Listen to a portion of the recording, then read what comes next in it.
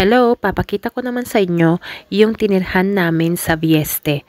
Ito ay ang Villaggio Turistico Defensola. Bali, ito po ay mga 10 minutes away from town of Vieste. Bali, marami naman din pong mga ganitong style na matutuluyan dito sa Vieste.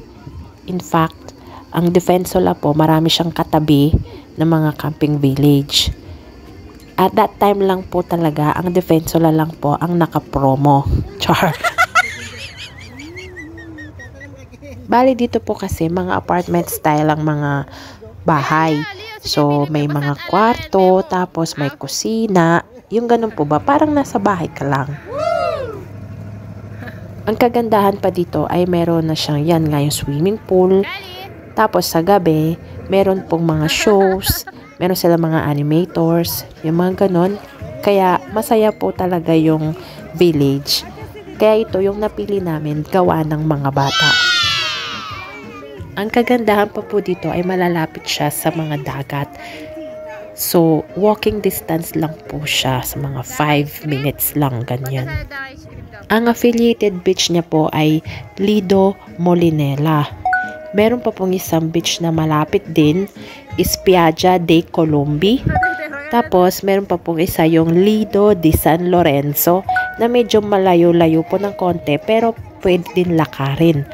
Ang mga ito po ay ipapakita ko sa mga susunod kong mga video. Meron din po dito na mini grocery na katabi. Kaya lang po medyo pricey. Kaya minsan pag pumupunta kami sa town proper ng Vieste, doon na lang po kami naghahanap ng supermarket dahil mas mura. Ang kagandahan pa, meron din siyang katabi na bakery. Kaya sa umaga, laging fresh yung tinapay. Although, meron din naman pong bar ang Defensola. Masarap din po yung mga croissant nila. Croissant! Duh! Pasensya na po kasi nalilito na po ako dahil dito po ang tawag doon ay corneto. Ay baka isipin nyo ice cream. Okay, so kung napapansin nyo po dyan, mayroon parang aqua gym. Ayan si ate, pasayaw-sayaw. Every morning po yan na si ate, siya yung laging nandyan na nagpapa-exercise. Hindi po mainip pa mga bata sa village na ito. Maliit lamang po siya. Kaya halos naging friends na rin namin yung mga kasabayan namin doon. Although wala po talaga kaming nakitang kababayan natin doon. Kami po ang bukod tayong stranger. Char. Mula umaga hanggang gabi, laging may mga activities. Kaya sulit ang binayad nila sa mga animators dito. Char. Kahit nandun ka sa affiliated beach nila sa Lido Molinella, yung mga animators doon, very active pa rin. Ikaw na lang talaga ang magsasawa sa sobrang daming ganap. Minsan po ang ginagawa namin sa umaga, nasa beach kami, tapos sa hapon, nasa pool naman ng mga bata. Ayaw na nilang tumigil lumangoy.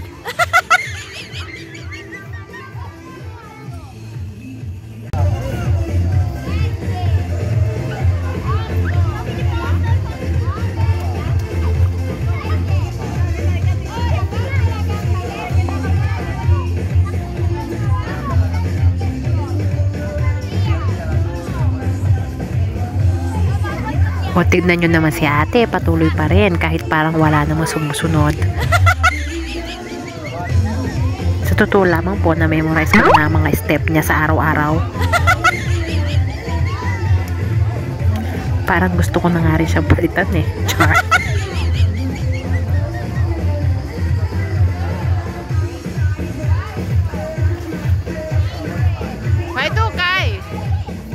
Si Kuya Kian lamang po ang masipag sumunod. Daddy! Pati yung asawa ko napasimple pa. Abi! Abi! Namsente. Pasimple ya pala.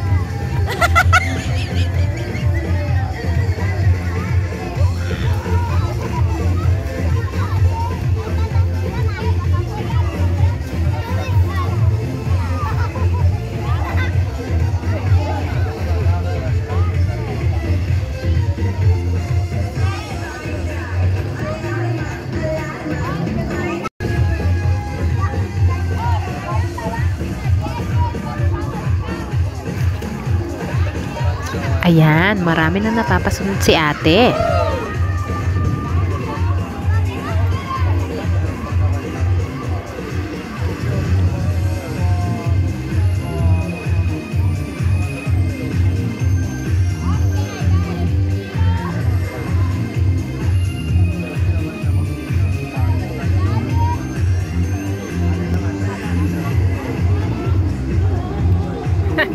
Si Sergio Giancarlo.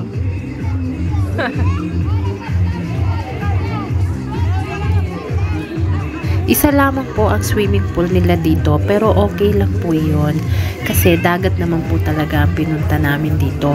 Bonus na lang po ang swimming pool na ito.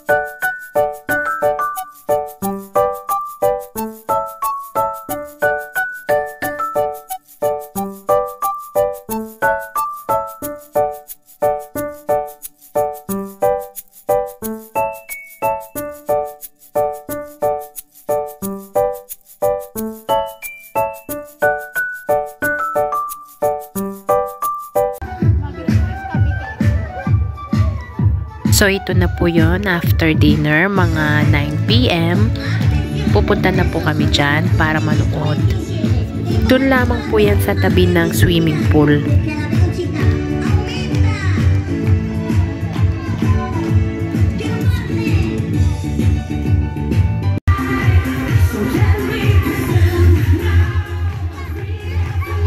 Buonasera a tutti, facciamoci un grandissimo applauso! E allora, benvenuti a tutti gli ospiti che sono arrivati oggi. Vediamo un po' chi è arrivato oggi, alzi la mano. Allora, voi alzate la mano, invece il nostro DJ deve alzare un po' il microfono. Grazie. Vediamo, perfetto, ora siete. Allora, vediamo, alzate la mano. Vediamo, perfetto. E allora, benvenuti a tutti. Allora, iniziamo la serata con la presentazione del nostro staff. Volete una bella presentazione? Una presentazione così, cioè ve la meritate una bella presentazione. E allora, iniziamo dalla nostra... Ayan, sa sobrang enjoy ko po, hindi ko na po masyadong na video lahat. Nakakatawa po kasi si Sir. Ayan, so kung napapansin nyo, meron din pong playground sa loob ng village. Kaya ang mga bata talaga dito, walang kainip-inip. Knockdown agad sa gabi. Ayan, pwede rin po maglaro ng beach volley.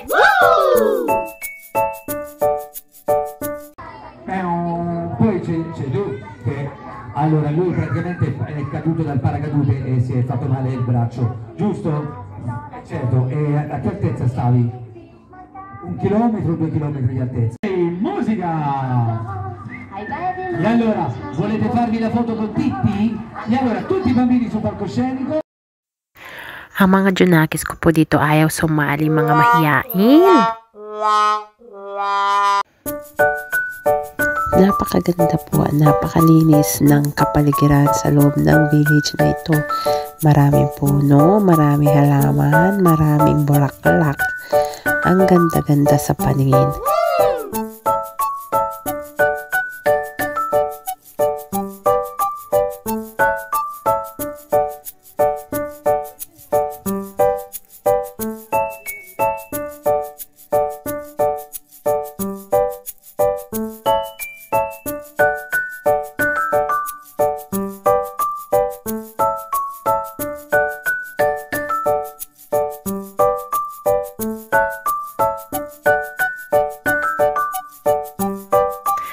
O, diba? Ang galing ng videographer. Mahilo-hilo ka.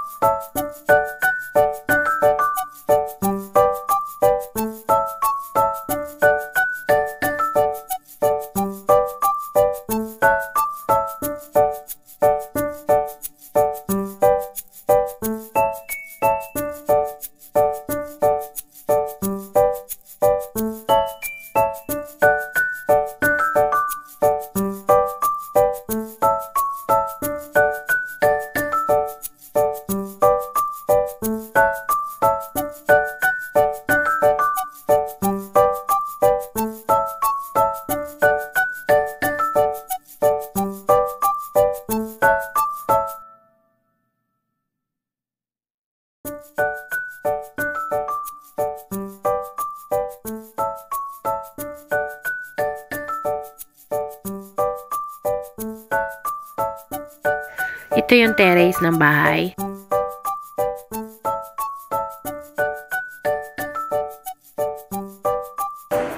Ayan, meron din ping pong and billiard room.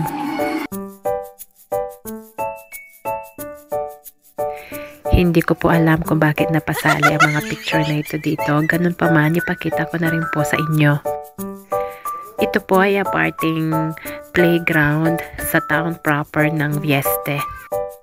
Hindi po ito part ng village ng Defensola.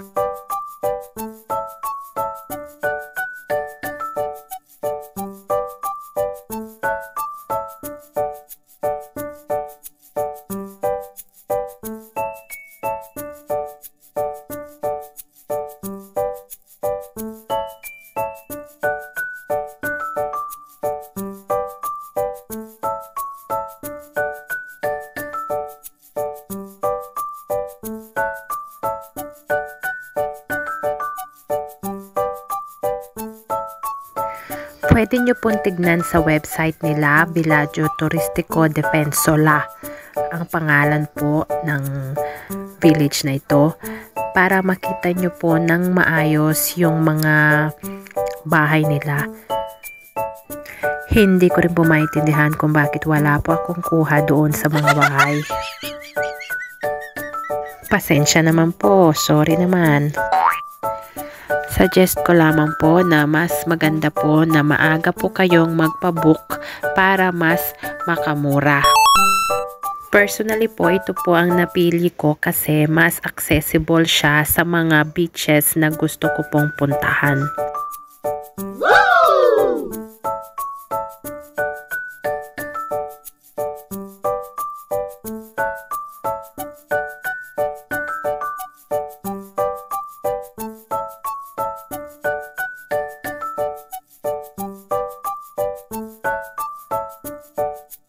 Dito na po natatapos ang video na to. Hanggang sa muling pasyal. Bye-bye!